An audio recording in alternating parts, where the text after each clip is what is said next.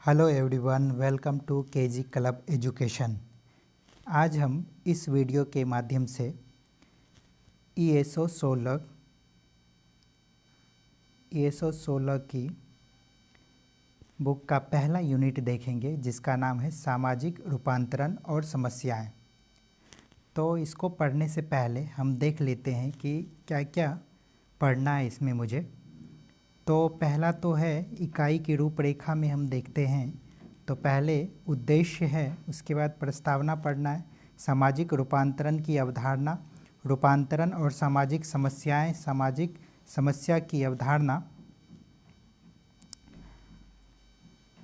उसके बाद परिभाषाएं हैं, सामाजिक समस्या और सामाजिक आंदोलन है, सामाजिक समस्याएं एवं सामाजिक नीति, और इस तरीके से हम आगे पढ़ेंगे। तो हम स्टार्ट करते हैं। पहले तो हम ये देखते हैं कि ये जो यूनिट है, इस यूनिट को पढ़ने का उद्देश्य क्या है। तो हम लाइन बाय लाइन इस पूरे यूनिट को कवर करेंगे और साथ ही साथ इस ESO 16 का इम्पोर्टेंट क्वेश्चन भी हमारे चैनल पे है, जहाँ जो आप एग्ज़ाम से पहले देख सकते हैं। लेकिन इन सारे उस इम्पोर्टेंट क्वेश्चन को देखने से पहले आपको पूरी तरीके से पूरे कॉम्प्रिहेंसिव मैनर में आपको पूरे यूनिट को देखना पड़ेगा, जिससे कि आप अच्छे मार्क्स प्राप्त कर सकें तथा आपको अपनी जो सब्जेक्ट है उसमें अच्छी जानकारी भी हो। तो हम पहले ये देखते हैं कि ये जो चैप्टर है, इसे यूनिट है, इसे पढ़ने का उद्देश्य क्या है। तो इस इकाई का उद्देश्य सामाजिक रूपांतरण और सामाजिक समस्याओं के मध्य संबंध का वर्णन करना है। तो हम सबसे पहले ये देखते हैं कि सामाजिक रूपांतरण होता क्या है। सामाजिक रूपांतरण होता क्या है। तो सामाजिक रूपांतरण को हम देखने के लिए हम देखते हैं, इसमें एक तो होती है आधुनिकीकरण। होता क्या है, कोई भी समाज जब शुरू होता है तो पहले उसकी अपनी एक संस्कृति होती है, जैसे कि हमारी भारत की भी अपनी एक संस्कृति है। लेकिन धीरे धीरे इसमें क्या क्या गुण आने लगते हैं, जैसे कुछ आधुनिकीकरण हो जाते हैं, संस्कृताइजेशन हो जाता है, पश्चिमीकरण हो जाता है। तो ये सारे जो एक्स्ट्रा मूल्य जब जुड़ जाते हैं समाज में, तो उसे ही हम क्या कहते हैं, सामाजिक रूपांतरण। और जब सामाजिक रूपांतरण होती है, चाहे वो किसी लेवल की हो, चाहे वो रूढ़िवादी समाज हो या फिर वो आधुनिक समाज हो, चाहे वो पश्चिमीकरण समाज हो, तो इसमें क्या होता है कि सारे रूपांतरण में कुछ ना कुछ सामाजिक समस्याएं होती है। जैसे कि हमारी जो हमारी रूढ़िवादी जो रूपांतरण था, जो समाज था हमारा रूपांतरण, तो उसमें मूल्य जोड़ जोड़ के रूपांतरण होता गया। तो उसमें समस्याएं क्या होती है कि पहले वर्ण व्यवस्था हुआ करती थी, वर्ण व्यवस्था। तो ये वर्ण व्यवस्था जो थी पहले, ये जन्म के आधार पर नहीं होती थी। किस आधार पे होती थी, तो कार्य के आधार पर होती थी, कि एक तरीके से वर्गों में कार्यों को बांट दिया गया था और उस हिसाब से जो ब्राह्मण, क्षत्रिय, वैश्य और शूद्र कहलाते थे। लेकिन धीरे धीरे सामाजिक समस्या ऐसी हो गई कि ये जो वर्ण व्यवस्था है, ये जन्म के आधार पर होने लगी। ठीक, तो इसमें इस आधार पे अब समाज में रूपांतरण की आवश्यकता होने लगी, जिसमें कि बहुत सारे चिंतक आए, विद्वान आए और उन्होंने अपना अपना मत दिया कि हम समाज को किस तरीके से रूपांतरित कर सकते हैं। लेकिन हर एक रूपांतरण में कुछ टर्म्स और कंडीशन होते हैं, कुछ समस्याएं आती है। तो इस चैप्टर के माध्यम से हम वो चीज़ देखने की कोशिश करेंगे। इसके बाद इस चैप्टर में हम क्या पढ़ेंगे कि पाश्चात्य निम्नलिखित उद्देश्य, ये सारे उद्देश्य हैं जो मैंने पहले बताया था। आधुनिकीकरण और क्रांति की समस्या रूपांतरण को हम देखेंगे, इस अवधारणा को सीखेंगे। दूसरा क्या है कि सामाजिक रूपांतरण और सामाजिक समस्याओं के मध्य संबंध को समझेंगे।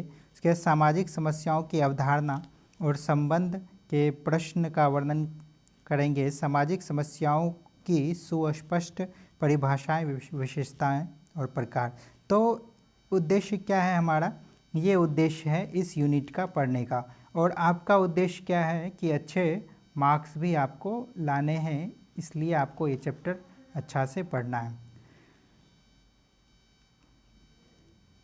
तो चैप्टर को शुरू करने से पहले हम ये देखते हैं कि इसकी भूमिका क्या है। भूमिका मीन्स कि कोई भी चैप्टर में वो चैप्टर कहना क्या चाहता है। पूरी आप चैप्टर पढ़ लोगे और उस प्रस्तावना से आप ये देख लोगे कि ये पूरा चैप्टर क्या कहना चाहता है, इंट्रोडक्शन क्या है इस पूरे चैप्टर का, तो वो भी हम देखते हैं।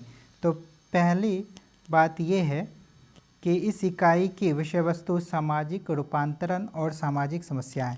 जैसा कि मैंने पहले भी बताया था कि सामाजिक रूपांतरण क्या होता है, और रूपांतरण जब होती है उसमें कुछ ना कुछ समस्याएं होती ही होती है। समस्याएं होती है इसलिए तो रूपांतरण होती है, नहीं तो उसको रूपांतरण की कोई ज़रूरत नहीं है। अगर सब कुछ अच्छा चल रहा हो तो उसमें कुछ भी गलत नहीं हो तो रूपांतरण की ज़रूरत ही नहीं होती है। तो समस्याओं के समाधान के लिए ही रूपांतरण की ज़रूरत होती है। तो हम देखेंगे निस्संदेह आपको इन दोनों प्रक्रियाओं के माध्यम से संबंध को समझना है। समाज और सामाजिक समस्याओं में से कोई भी स्थिर नहीं है। तो ऐसा क्यों कहा जा रहा है कि समाज और सामाजिक समस्याओं में कोई स्थिर नहीं है? क्योंकि समाज एक ऐसी संस्था है जो जड़ नहीं है। जड़ नहीं है मतलब ये बदलता रहता है, इसमें समय समय पर मूल्य इसमें आते रहते हैं। ठीक, तो आज आप समझ जाओ कि आज की समस्याएं, आज का मूल्य अगर अलग हो, नैतिकता, आज की नैतिकता अगर कुछ और है तो आने वाली पीढ़ी उस नैतिकता को अलग तरीके से देखेंगे। तो यानी कहने का मतलब क्या है, समाज एक ऐसी संरचना है जो बदलती रहती है, और जब यह बदलेगी तो क्या होगा, इसमें अभी जो समस्याएं हैं बदलने के बाद उसमें कुछ और समस्याएं ऐड हो जाएंगे। तो इसलिए समाज और सामाजिक समस्याएं जो होती है वो स्थिर नहीं होती है। सामाजिक समस्याएं घनिष्ठ रूप से सामाजिक संरचना, विचारधाराओं, मूल्यों, अभिवृत्तियों, संस्थाओं, शक्ति, प्राधिकार और समाज के हितों से जुड़ी होती है। अब सबसे बड़ी बात है कि ये जो समाज है और इस समाज की ये समाज है और समाज की अपनी क्या है, समस्या है। समाज की अपनी समस्या है, और इस समस्या को अगर हमें दूर करना है तो हमें क्या चाहिए, इस समाज में रूपांतरण चाहिए। रूपांतरण की आवश्यकता होती है। क्यों आवश्यकता होती है? क्योंकि सामाजिक संरचना में विचारधारा क्या होती है? हर एक समाज की अपनी अपनी विचारधारा होती है। जैसे अगर हम भारतीय समाज की बात करेंगे और साथ ही साथ अगर हम यूरोपियन समाज की बात करेंगे तो दोनों की विचारधाराएं क्या होती है, अलग अलग होती है। भारतीय समाज में जो विवाह की प्रणाली है, यूरोपीय समाज की विवाह की प्रणाली है, उससे क्या होगी, अलग होगी। तो हर एक समाज की अपनी अपनी विचारधारा होती है और अपना अपना मूल्य होता है। इसी तरीके से अभिवृत्ति यानी कि जिसे हम नज़रिया बोलते हैं, एटीट्यूड बोलते हैं, तो हर एक समाज का अपना अपना क्या होता है, नज़रिया होता है। तो भारतीय समाज की अपना एक नज़रिया होगा और यूरोपीय समाज का अपना एक नज़रिया होगा। इसी तरीके से हम शक्ति, प्राधिकार और समाज के हितों से जुड़ी हुई जो भी समस्याएं हैं, इन समस्याओं में जो समस्या को अगर हम नोटिस करते हैं, नोटिस करने के बाद हम उसमें रूपांतरण करते हैं। तो इसलिए पहले भी बोला गया है कि समाज और समाज की जो भी समस्या है वो स्थिर नहीं है, वो निरंतर बदलती रहती है। तो इस तरीके से हम ये देखते हैं कि सर्वप्रथम हम सामाजिक रूपांतरण की सैद्धांतिक पृष्ठभूमि को समझने की चेष्टा करते हैं। तो सामाजिक रूपांतरण की जो सैद्धांतिक पृष्ठभूमि है, सैद्धांतिक पृष्ठभूमि का मतलब होता है जिसको हम व्यवहारिक रूप में लाने से पहले जो एक रूपरेखा तैयार हम करते हैं। सपोज़ कीजिए कि अगर मुझे कोई आंदोलन करनी है तो वह आंदोलन सफल आंदोलन तब कहलाएगा जब उस आंदोलन से पहले हमें आंदोलन की एक रूपरेखा, सैद्धांतिक रूपरेखा पहले से होनी चाहिए, तो वो आना चाहिए। तो यानी कि हमें व्यवहार में लाने से पहले सैद्धांतिक रूप से चीज़ों को अच्छे तरीके से जान लेना चाहिए, तभी वो सफल होगा, चाहे वो सामाजिक रूपांतरण हो या कोई आंदोलन ही हो। उसकी रूपरेखा हमें पहले से सैद्धांतिक रूप में पता होना चाहिए कि हमें क्या करना है आगे। तो इस तरीके से हम देखते समाजशास्त्र के प्रारंभ में उद्योग विकास और प्रगति की अवधारणा समाज के गद्यात्मक पक्ष को प्रकट करती है। गद्यात्मक पक्ष मतलब कि ये वही सैद्धांतिक पृष्ठभूमि, यानी कि अभी तक मैंने उसे क्या किया गया, समाज में व्यवहारिक रूप से उसे नहीं लाया। धीरे धीरे यह अनुभव किया गया है कि ये अवधारणाएं मूल्यों से भारित हैं मीन्स अलग अलग मूल्य समाज में होते। जैसे कि समाज में जो हम मूल्य देखते हैं उसमें होता है जैसे कि विवाह हो गया, जाति व्यवस्था हो गई। ये कुछ चीज़ें होती हैं जो सामाजिक व्यवस्थाओं में होती हैं, अलग अलग समाज में अलग अलग तरीके का होता है। धर्म होती है, ये सब अपना अपना एक समाज में अपना मूल्य क्या करता है, मूल्य देता है समाज को, तो उसे ही हम क्या कहते हैं, मूल्यों से भारित है। इसलिए इनके स्थान पर सामाजिक परिवर्तन की अवधारणा का प्रयोग किया गया है, जिसे अधिक निरपेक्ष तथा मूल्यों से स्वतंत्र माना गया। फिर आगे हम देखते हैं कि द्वितीय विश्व युद्ध के पश्चात सामाजिक विज्ञानों की शब्दावली में विकास। तो अभी तक हमने इससे पहले जो कुछ मैंने देखा है समाज में विकास की कोई बात नहीं थी। वहाँ चर्चाएं चलती थी, वहाँ जो समस्या थी या मूल्य था वो धर्म, जाति, विवाह, तो इन्हीं सब चीज़ों तक सीमित था। लेकिन जब हम ये देख रहे हैं कि द्वितीय विश्व युद्ध के पश्चात उसमें विकास की भी एक मूल्य, विकास को भी एक तरीके से हम सामाजिक मूल्य के रूप में देखने लगे थे। विकास और आधुनिकरण की अवधारणाओं ने एक महत्वपूर्ण स्थान ग्रहण किया। यह दोनों अवधारणा विकसित औद्योगिकृत पूंजीवादी और लोकतांत्रिक समाजों की अवधारणाओं का प्रतिनिधित्व करती है। मार्क्सवादी विचारधारा से प्रभावित मार्क्सवादी जो विचारधारा थी, ये समाज को सबसे ज़्यादा वैज्ञानिक रूप से प्रभावित किया, जो कि आधुनिकरण की बात करती है। आधुनिकरण मतलब क्या होता है कि जो भी परंपरा चलती आ रही है उसे समाप्त कर नई परंपराओं में प्रवेश करना ही आधुनिकरण कहलाता है। ये आधुनिकरण दो तरीके से हो सकता है। एक तो हो गया सस्टेनेबल तरीके से और दूसरी हो जाती है क्रांतिकारी तरीके से, जो कि मार्क्सवादी विचारधारा इसे क्रांति के प्रयोग से परिवर्तन की ये वरीयता देते हैं कि ये जो सामाजिक जो परिवर्तन होगा, जो सामाजिक रूपांतरण होगा, वो किस तरीके से होगा, क्रांति के आधार पे होगा। ये लोग पूंजीवादी प्रणाली का कार्यकल्प करना चाहते थे। ओके, तो ये जो मार्क्सवादी विचारधारा थी, ये एक तरीके से पूंजीवादी जो प्रणाली थी उसके विरोध में अपना कुछ सैद्धांतिक पक्ष रखते थे। किस लिए? समाज में रूपांतरण किस तरीके से हो और उनका जो समाज में जो समस्याएं हैं उनको देखने का जो मार्क्सवादी तरीका था वो अलग था और पूंजीवादी तरीका वो अलग था। तो ये हम अभी प्रस्तावना देख रहे हैं इस चैप्टर का। तो सामाजिक रूपांतरण एक विस्तृत अवधारणा है, जैसा कि हमने देखा कि सामाजिक जो रूपांतरण होती है वो सिर्फ एक यूनिडायरेक्शनल नहीं होता है, मल्टी डायरेक्शनल होता है। हम बहुत सारे मुद्दे को समझते हैं, बहुत सारे मुद्दे में फिर हम उसकी पॉजिटिव निगेटिव, उसका जो मैंने यहाँ बताया था कि उसकी जो अपनी अभिवृत्ति होती है,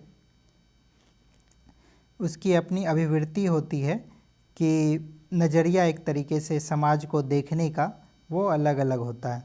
तो इस तरीके से हम ये देखते हैं कि सामाजिक रूपांतरण और सामाजिक समस्याएं जो होती है एक दूसरे के साथ घनिष्ठ रूप रखे रहते हैं, क्योंकि जब तक सामाजिक समस्याएं नहीं आएगी तब तक सामाजिक रूपांतरण नहीं होगा।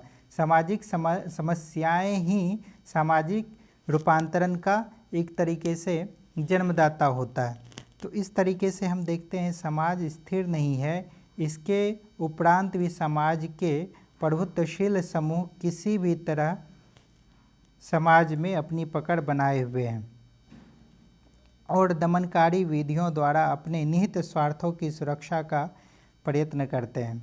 तो इस तरीके से हम देख रहे हैं प्रस्तावना में यह कहा गया है कि अगर सामाजिक रूपांतरण हो रहा है तो मीन्स उसके पीछे कहीं ना कहीं सामाजिक समस्याएं ही कारण हैं। यानी कि और सामाजिक समस्याएं क्या होती है, जो समाज में जो मूल्य चलती है उस मूल्यों को जब कुछ स्वार्थी लोग उस मूल्यों को अपने हित के लिए यूज करने लगते हैं, इस्तेमाल करने लगते हैं, तो क्या होता है कि समाज में कुछ समस्याएं आने लगती है और जब वो समस्याएं आती है तो वहाँ पे रूपांतरण ही एक साधन के रूप में दिखने लगता है। तो इस तरीके से हम प्रस्तावना को देख लिए और आगे देखते हैं सामाजिक रूपांतरण की अवधारणा। तो हम ये देखते हैं कि सामाजिक रूपांतरण किस अवधारणा के तहत होता है, ये हम देखेंगे। तो द्वितीय विश्व युद्ध के पश्चात जो सामाजिक रूपांतरण है, सामाजिक रूपांतरण की अवधारणा का सामाजिक विज्ञानों में एक महत्वपूर्ण स्थान है। इस अवधारणा का शाब्दिक अर्थ परिवर्तनशील स्वरूप है। यानी कि सामाजिक रूपांतरण जो हो रही है इसका मतलब ही क्या होता है, समाज में परिवर्तन लाना। परिवर्तनशील स्वरूप प्रतीत या लक्षण अथवा मान्यताओं के बदलाव हैं। ये सारे मान्यताओं के भी बदलाव, क्योंकि हम क्या देखते हैं कि समाज में अलग अलग मूल्य हैं, हाँ, और इन मूल्यों पे अगर नहीं चलने वाले, इस मूल्यों को जब तोड़ के वो अपने हितों के लिए अलग मूल्य बनाने लगते हैं तो फिर हमें सामाजिक रूपांतरण की आवश्यकता होती है। यानी कि वो फिर एक अलग मान्यता हमें बनानी पड़ती है। कार्ल मार्क्स द्वारा विशेष रूप से अपनी पुस्तक, तो उनकी जो पुस्तक थी वो 1846, आप ये लिख सकते हैं, जर्मन आइडियोलॉजी उनका एक पुस्तक था जो उन्होंने 1846 में लिखा था।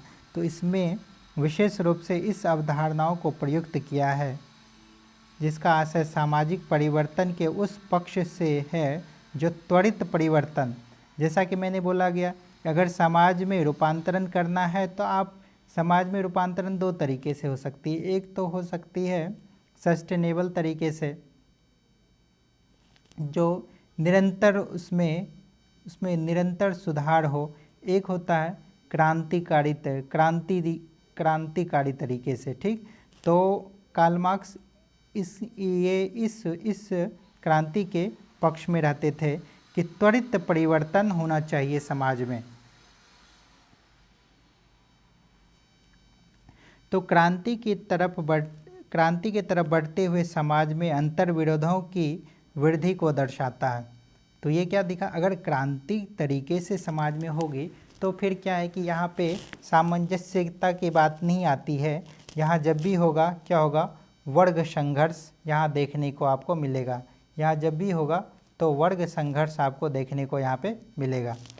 तो मार्क्स अनुभव करता है कि सामाजिक विकास के कुछ सोपानों पर उत्पादन के भौतिक शक्तियों और उत्पादन के प्रचलित नियमों के बीच संघर्ष होता है। तो कहने के मतलब किसी समाज में दो तरीके के लोग होते हैं। एक वो जो उत्पादन करता होते हैं, जो उत्पादनकर्ता होते हैं और दूसरा होता है जो उपभोग करते हैं, जो उपभोग करते हैं। यानी कह सकते हैं कि मार्क्सवादी जो अनुभव था यह समाज के आर्थिक पक्ष को देखता है, ये आर्थिक पक्ष को देखते हुए समाज में रूपांतरण की बातें करता है। इन बातों पे आपको ध्यान देना होगा कि जो मार्क्सवादी अनुभव था वो आर्थिक था। वो समाज को आर्थिक दृष्टिकोण से देख रहा था कि एक तरफ अगर उत्पादन करता है तो दूसरी तरफ उपभोग करता है, और इन दोनों और ये दोनों समाज के मूल्यों को किस तरीके से डिस्टर्ब कर रहे हैं वो इन पक्षों को देखते हैं। तो उत्पादन के भौतिक शक्तियों और उत्पादन के प्रचलित नियमों के मध्य संघर्ष को देखता है। तो अब क्या है कि भौतिक शक्तियों और उत्पादन, भौतिक शक्तियों किस टाइप की, भौतिक शक्ति मतलब क्या हुआ कि जैसे कि पूंजी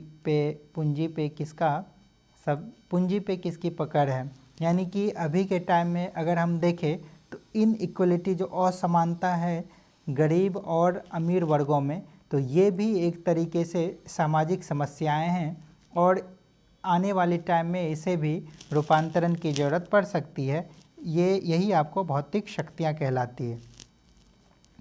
तो आगे अगर हम देखते हैं तो सामाजिक रूपांतरण जो होती है ये दो तरीके की होती है, जैसा कि पहले मैंने बोला था। एक होती है आधुनिकरण।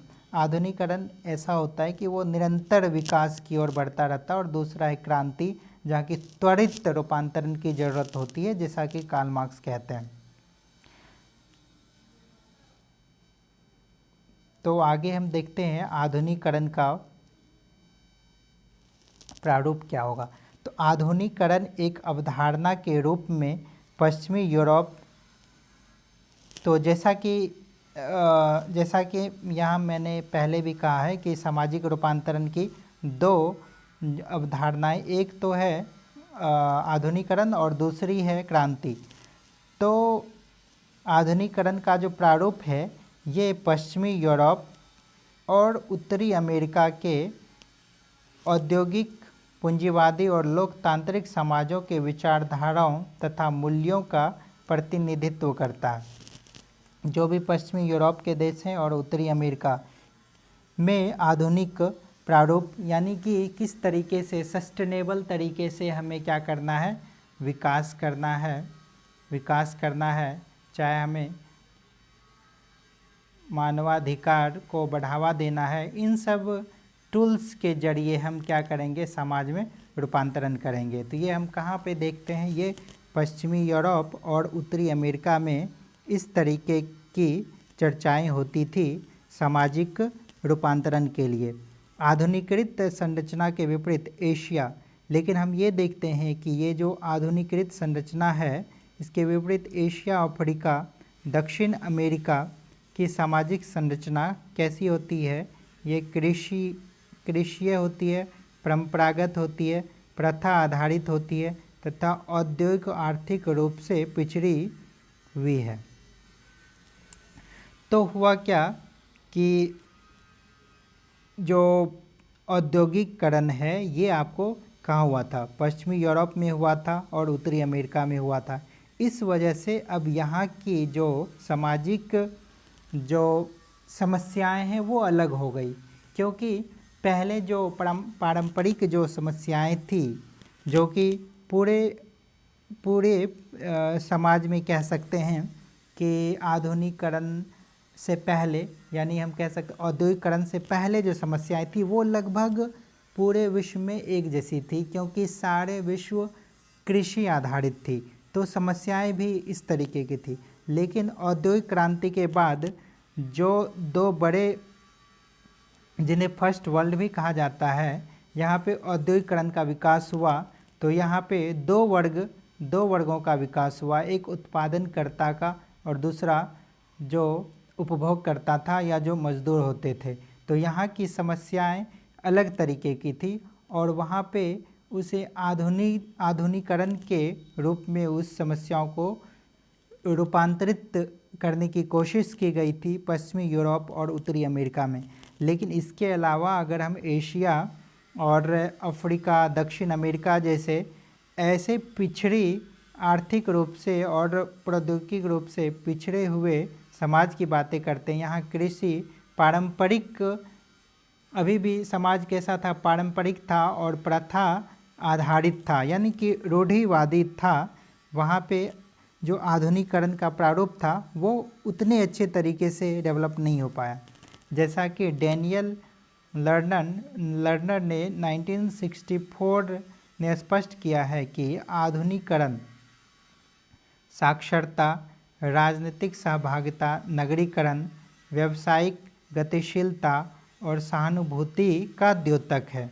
कि आधुनिकीकरण तब समझा जाएगा जब वहाँ क्या है, साक्षरता हो, राजनीतिक सहभागिता हो, यानी कि जहाँ किसी एक वर्ग का राजनीति पे प्रभुत्व ना हो, यानी कि राजनीतिक न्याय, जैसा कि हमारे प्रस्तावना में भी कहा गया है कि राजनीतिक न्याय होनी चाहिए, यानी कि हर एक लोगों की सहभागिता राजनीति में हो।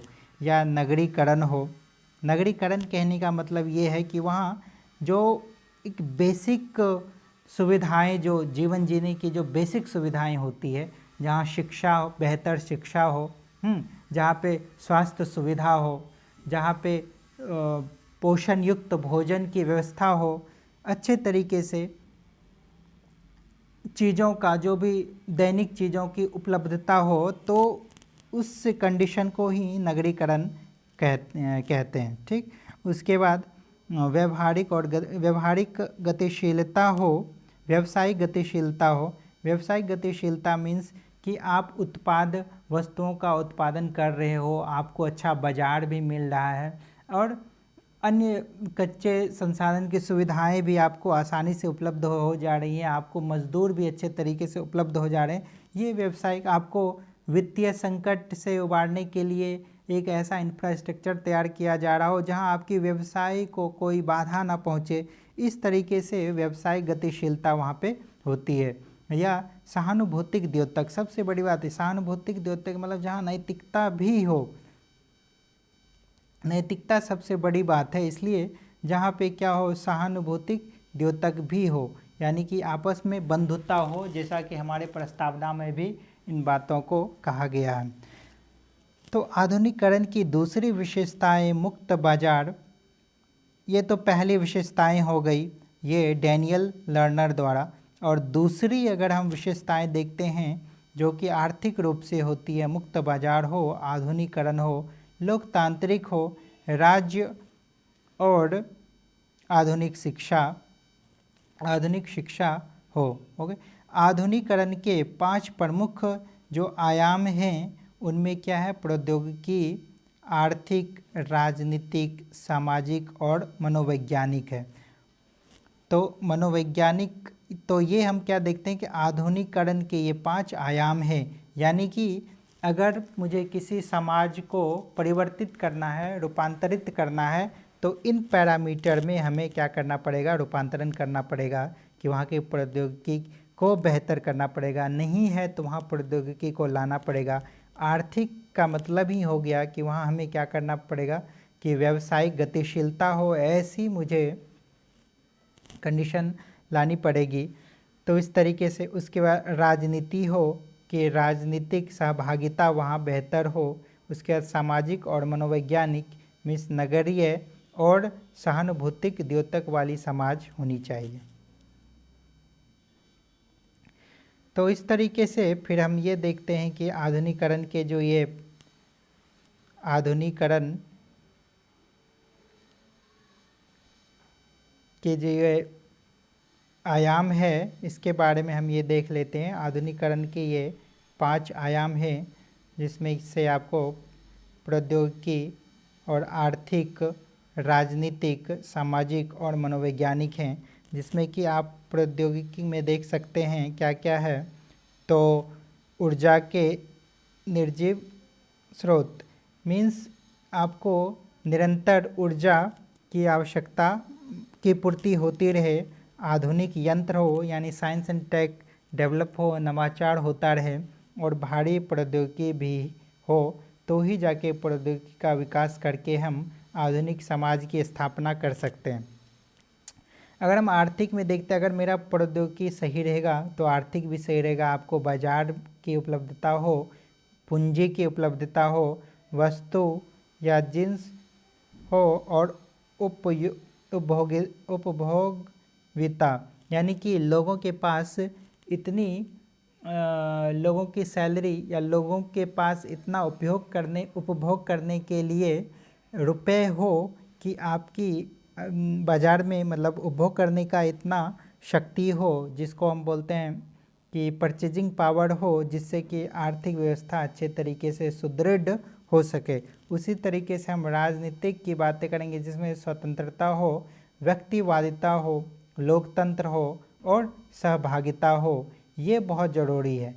यानी कि हम ये देख रहे हैं कि आधुनिक समाज की अगर हम रूपांतरण की बातें कर रहे हैं तो उसमें ये सब जो चीज़ें हैं, इन सब चीज़ों, ये जो आयाम हैं और ये उनका क्या मूल्य कहता है, ये सारे क्या है मूल्य। तो समाज में इन सब मूल्यों को लाकर हम एक अच्छे समाज की ओर बढ़ सकते हैं। तो ये कौन सा तरीका, आधुनिकीकरण। लेकिन दूसरा जो मार्क्सवादी सिद्धांत था, जो त्वरित क्रांतिकारी आधार पे जो परिवर्तन कर रहा था, वो हम आगे देखेंगे, क्योंकि उसकी जो रूपांतरण का जो अपनी सैद्धांतिक विधि था वो अलग था। लेकिन अभी हम आधुनिक जो कि पश्चिमी यूरोप और उत्तरी अमेरिका में हुआ था वो हम देख रहे हैं, जिसमें कि ये 5 आयाम थे और इन पांचों आयाम के ये सारे क्या हैं, ये मूल्य हैं। समाज को, अच्छे समाज की स्थापना के लिए या आधुनिक समाज की रूपांतरण करके आधुनिक समाज की व्यवस्था के लिए। तो इस तरीके से हम आगे देखते हैं। तो आधुनिकीकरण के प्रारूप में रूपांतरण को लगातार विकासशील, क्रमिक और सीधा माना जाता है। तो मैंने पहले भी बोला था कि ये रूपांतरण जो होता है ये कैसा होता है, क्रमिक होता है। ये कैसा होता है, क्रमिक होता है। लेकिन जब हम आगे पढ़ेंगे तो इसमें हम क्या देखेंगे, मार्क्सवादी क्रांतिकारी स्वरूप। तो ये जो होती है ये कैसा होता है, इसका स्वरूप क्रांति होता है। इसका स्वरूप क्रमिक नहीं होता, क्रांति होता है। हमने 2 तरीके से देखा सामाजिक रूपांतरण, एक आधुनिकीकरण जो क्रमिक रूप से बढ़ता है और दूसरा क्या है, क्रांति, जो कि मार्क्सवादी क्रांतिकारी प्रारूप है। तो इसमें क्या कहता है कि इस प्रारूप में परिवर्तन मनुष्य की जो मध्यस्थता द्वारा लाया जाता है। इसमें क्या लाया जाता है, मनुष्य की मध्यस्थता द्वारा लाया जाता है। पर उसमें 5 पैरामीटर थे। उन 5 पैरामीटर में हम अच्छा करके एक अच्छे समाज की हम स्थापना कर सकते थे। लेकिन इसमें हम क्या देखते हैं कि मनुष्य की मध्यस्थता द्वारा, मार्क्सवादी क्रांतिकारी प्रारूप में हम क्या देखते हैं, समाज का जो रूपांतरण होता है वो मनुष्य की मध्यस्थता द्वारा लाया जाता है। जैसा कि एंजल्स निर्दिष्ट किया है। ये एंजल्स जो है ये मार्क्स के समकक्ष ही थे। तो इन्होंने क्या निर्दिष्ट किया कि मनुष्य जो हैं वह एकमात्र प्राणी हैं जो अपनी आवश्यकताओं के अनुरूप रूपांतरण लाने में समर्थ हैं। ऐसा वो इसलिए बोल रहे हैं क्योंकि जो स्पीसीज़ है, जो एक तरीके से जो हमारे इस पृथ्वी पे जो स्पीसीज़ हैं, जिसमें कि हम अगर फौना की बात करेंगे तो वो लगभग 45,000 स्पीसीज़ हैं। हाँ, जिसमें कि हम जानवर स्पीसीज़ की बात कर रहे हैं, जिसमें कि मनुष्य भी आता है। तो मनुष्य जो होता है, मनुष्य एकमात्र प्राणी है जो आवश्यकताओं के अनुरूप रूपांतरण लाने में समर्थ है। ये किनका कहना है, ये एंजल्स का कहना है। ठीक, तो आगे हम ये देखते हैं कि फ्रांस 1779 और अमेरिका 1789 में क्या हुआ था, क्रांति से पृथक इस शताब्दी में सोवियत संघ 1917 और चीन 1919। तो ये जो हम डेट देख रहे हैं ये क्या है कि इन सब जगह एक परिवर्तन हुआ है। एक परिवर्तन हुआ है। किस टाइप का परिवर्तन हुआ है, तो सामाजिक परिवर्तन हुआ है। ठीक, चीन में कब हुआ था? 1949 में क्रांतिकारी सामाजिक रूपांतरण का प्रभावशाली परीक्षण किया। इस प्रारूप में प्रतिपादकों के अनुसार औद्योगिक पूंजीवादी प्रणाली मनुष्य द्वारा मनुष्य के शोषण से आक्रांत है। तो कहा जाए तो उस समय क्या चल रहा था जब एंजल्स थे, तो एंजल्स के टाइम में क्या चल रहा था कि औद्योगिक क्रांति आ चुकी थी, यानी कि वर्ग जो सामाजिक वर्ग था वो दो वर्गों में बढ़ चुका था। एक वो था जिनके पास काफ़ी संपत्ति और संसाधन हो गया था, और दूसरा वर्ग वो था जो कि मजदूर किस्म के थे और जिन पे कई तरीके की प्रताड़ना लगाई जा रही थी। तो इस तरीके से इन्होंने बोला कि समाज दो वर्गों में विभक्त था, जिसमें से एक शोषण करता था, दूसरा शोषित होता था। इसने अपूर्व सामाजिक विषमताओं से को तो ये ऐसी सामाजिक विषमताएं लाई जो पहले नहीं था। ठीक, औद्योगिक क्रांति ने एक ऐसी सामाजिक विषमताओं को जन्म दिया जो पहले नहीं था। तो और इस तरीके से क्या हुआ कि आधुनिकीकरण के पूंजीवादी प्रारूप में मनुष्य अपनी गरिमा को खो रहा था। जो 1% लोग थे वो अमीर होते जा रहे थे, जो 99% लोग थे वो गरीब होते जा रहे थे। इस तरीके से आप सामाजिक असमानता को देख सकते हैं, और इस तरीके से कैसे ये 99% लोग अपनी गरिमा को खोते जा रहे थे। तो यही एक कारण बना कि क्रांतिकारी का, जहाँ वो ऐसे समाज ऐसे रूपांतरण की इच्छा रखते थे, जहाँ इसलिए इच्छा रखते थे क्योंकि वहाँ विषमता थी, शोषण था, बेकारी थी और मानवीयकरण था, जिसे वो क्या करना चाहते थे, क्रांतिकारी तरीके से हटाना चाहते थे, दूर करना चाहते थे।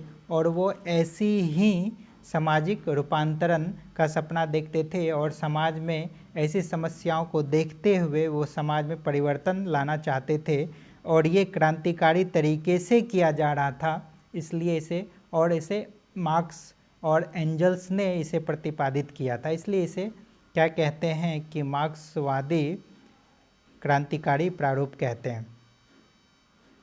तो मार्क्सवादी लेनिनवादी क्रांतिकारी रूपांतरण की अवधारणा का अंतिम लक्ष्य क्या था? हालांकि हर एक समाज का अंतिम लक्ष्य अच्छा ही होता है, जिसे बोलते हैं समानता, न्याय। समानता चाहिए, न्याय चाहिए और स्वतंत्रता चाहिए। सामाजिक परिवर्तन का सबसे उत्तम कारक यही होता है। और यहाँ भी क्या हुआ कि मार्क्सवादी और लेनिनवादी क्रांतिकारी रूपांतरण की अवधारणा का अंतिम लक्ष्य जो था वो क्या था? समानता था, और यह समानता पर आधारित था। साथ ही साथ राज्यविहीन समाज की निर्माण की बातें कर रही थी। कौन? मार्क्सवादी लेनिनवादी क्रांतिकारी रूपांतरण में किस तरह राज्य ही ना हो, क्योंकि सारी समस्याओं का जड़ राज्य ही है।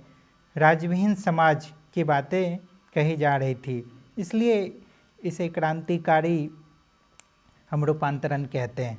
तो इस रूपांतरण में हम देखते हैं कि रूपांतरण के क्रांतिकारी प्रारूप को अगर हम देखते हैं तो इस समाज में हम क्या क्या देखने को मिलता है कि उत्पादन के साधनों का सामूहिक स्वामित्व। तो जो भी उत्पादन के साधन थे, पूंजीवादी में क्या होता था कि उत्पादन के साधन कुछ ही लोगों के पास होते थे, लेकिन ये जो मार्क्सवादी जो क्रांतिकारी जो स्वरूप है, जो प्रारूप है, जो समाज में रूपांतरण की बातें करती थी, इनका अंतिम लक्ष्य क्या था कि उत्पादन के साधनों पर सामूहिक स्वामित्व हो, सर्वहारा वर्ग के अधिनायकवाद पर आधारित शक्ति संरचना हो। यानी कि सर्वहारा वर्ग की जो अधिनायकवाद मतलब कि डेस्पोटिक जो होती है, कि इसका प्रभुत्व हो समाज पर, ऐसी आधारित शक्ति संरचना होनी चाहिए। और एकमात्र राजनीतिक दल साम्यवादी, जैसा कि हम चीन में देखते हैं, उस तरीके का क्या हो? शासन व्यवस्था हो।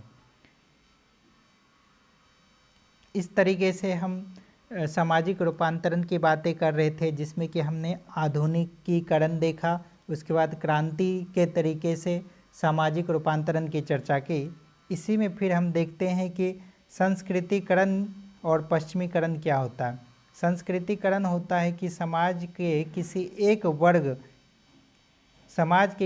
एक वर्ग को देखते हुए, सपोज कि ये एक पिरामिड है और इस पिरामिड के हाईएस्ट पे कोई एक वर्ग है और बाकी वर्ग जब इनके अनुसार चलने लगे, मतलब इनका कॉपी करने लगे कि इनकी क्या लाइफ स्टाइल है, उनको जब कॉपी करने लगे तो हम उसे ही क्या बोलते हैं, सांस्कृतिकरण बोलते हैं। और पश्चिमीकरण होता है जो भी यूरोपियन का जो संस्कृति था, उनका जो भी भाषा था, पोशाक था, पहनावा ओढ़ावा, खान पान था, अगर हम उसे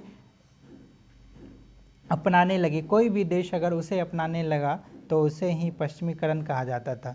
तो भारतीय प्रसंग में अगर हम देखेंगे तो रूपांतरण की दो प्रक्रियाएं थी। एक तो संस्कृतिकरण थी, जैसा कि हमने बताया, किसी एक वर्ग को कॉपी करना कि उसका पोशाक क्या है, उसका चाल चलन किस तरीके से है, वो किस तरीके से भाषा का प्रयोग करते हैं, किस तरीके से वो, उनकी शालीनता क्या है। तो उनसे एक तरीके से हम आज के टाइम में ऐसा बोल सकते हैं कि उनसे प्रभावित होकर उन्हीं के तरह बनना ही सांस्कृतिकरण था।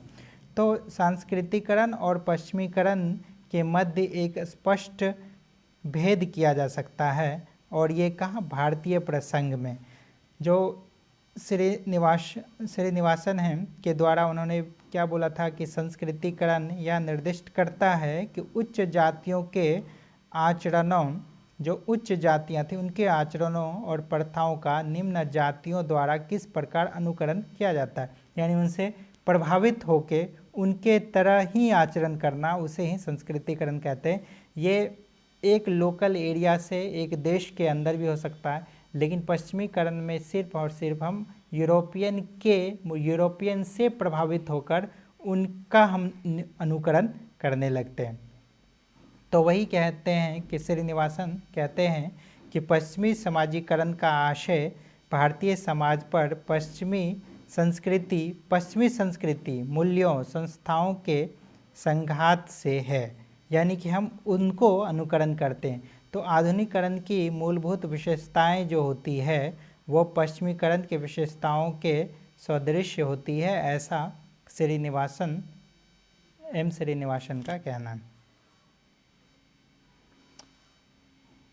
तो आगे हम देखते हैं कि इन प्रारूपों का आलोचनात्मक हम मूल्यांकन करेंगे। जो हमने ऊपर दो प्रारूप पढ़े, पहला तो आधुनिकरण, दूसरा क्रांतिकारी। ये दो जो प्रारूप है इनका अगर हम क्रिटिकली एनालिसिस करेंगे तो हम क्या पाएंगे कि मानव समाज ने रूपांतरण के दोनों प्रारूप, जो कि आधुनिकरण है तथा क्रांति है, का अनुभव किया है।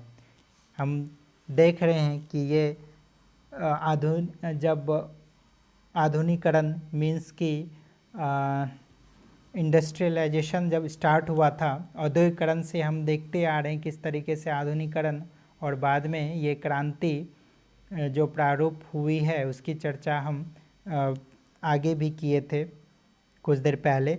तो उसमें हम क्या देख रहे हैं कि आधुनिकरण और क्रांति का जो अनुभव है वो किस तरीके से मानव समाज ने किया है।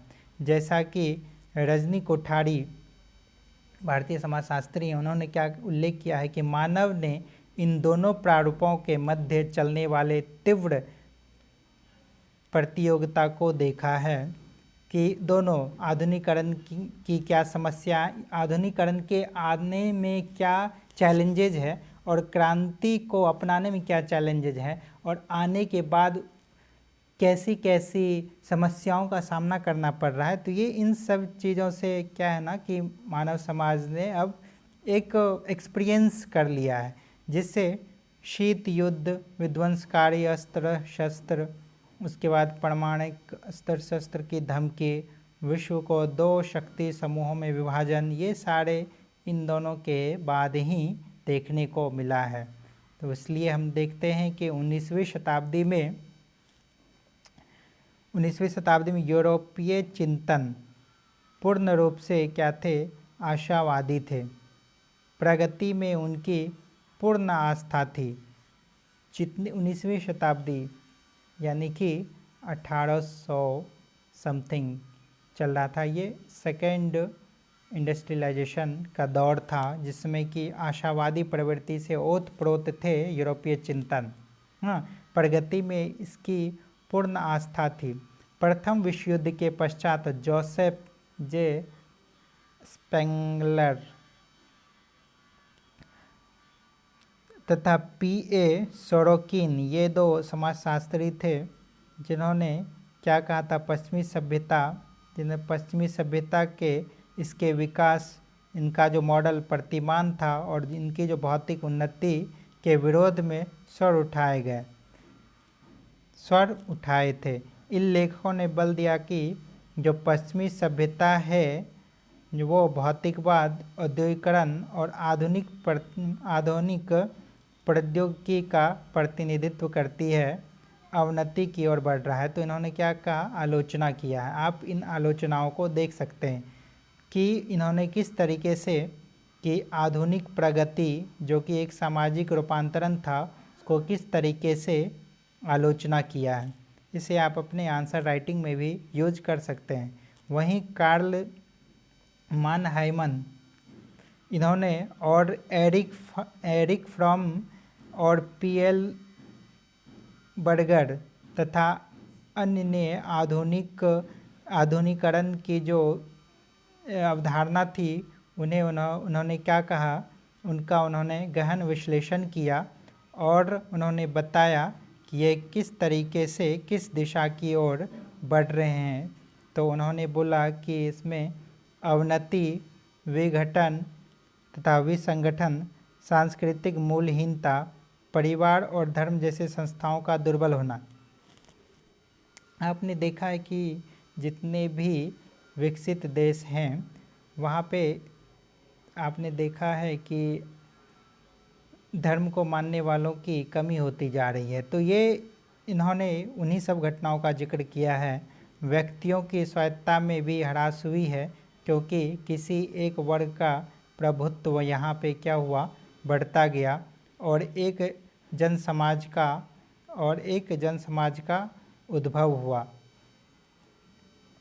क्रांति के प्रतिफल के रूप में साम्यवादी क्रांति हो रही थी। अब जो आधुनिकीकरण था और आधुनिकीकरण को चैलेंज देने वाली जो संस्था थी, जो सामाजिक रूपांतरण क्रांतिकारी रूप से लाना चाह रहे थे, वो साम्यवादी क्रियाकलापों का क्या था, वो प्रतिफल था किसका, आधुनिकीकरण का। ये सब ठीक, इसकी उत्पादन व्यवस्था का आर्थिक संगठन, शक्ति संरचना जैसे इन सब की आलोचना करते हैं। एक प्रणाली के रूप में इसने अधिनायकवाद, पुलिस आतंक, देश निष्कासन, मानवाधिकार का हनन, उत्पादन में गिरावट, अर्थव्यवस्था का पतन तथा एक दलीय पदाधिकारियों पर आधारित नए वर्ग एवं राज्य अधिकार को उत्पन्न किया था। तो जैसा कि आपने देखा कि आधुनिकीकरण एक प्रारूप तो आधुनिकीकरण था और दूसरा क्रांतिकारी। जिस तरीके से हमने देखा कि किस तरीके से कुछ समाजशास्त्रियों और अर्थशास्त्रियों, मानवतावादी ने किस तरीके से बोला कि किस तरीके से अवनति हो रही है और सांस्कृतिक ह्रास हुई, सांस्कृतिक मूल्यहीनता हुई, परिवार और धर्म दुर्बल हुए, उसी तरीके से जो साम्यवादी क्रियाकलाप थे उनमें क्या क्या हुआ, अधिनायकवाद आया, पुलिस आतंक, देश से निष्कासन, इन मानवाधिकारों की समस्याएं, यानी देखा जाए तो इन सब समस्याओं का जनन किस तरीके से हुआ, वो समाजवादी क्रांति आने के बाद अधिनायकवादी जो संगठन, जो संस्था बनी, उनमें ये सब जो त्रुटियां हैं वो आनी शुरू हो गई थी। तो इस तरीके से हम आज का लेक्चर यहीं समाप्त करते हैं। नेक्स्ट पार्ट में हम यह देखेंगे कि रूपांतरण और सामाजिक समस्याएं। एक तो रूपांतरण हमने देखा, सामाजिक समस्याएं क्या थी, और रूपांतरण कैसे हुआ। तो आगे के लेक्चर में हम इसे और डिटेल से देखेंगे कि किस किस तरीके की समस्याएं, परंपरागत समस्याएं थी और उसका रूपांतरण किस किस तरीके से हुआ था, ये हम आगे के लेक्चर में देखेंगे। Thank you.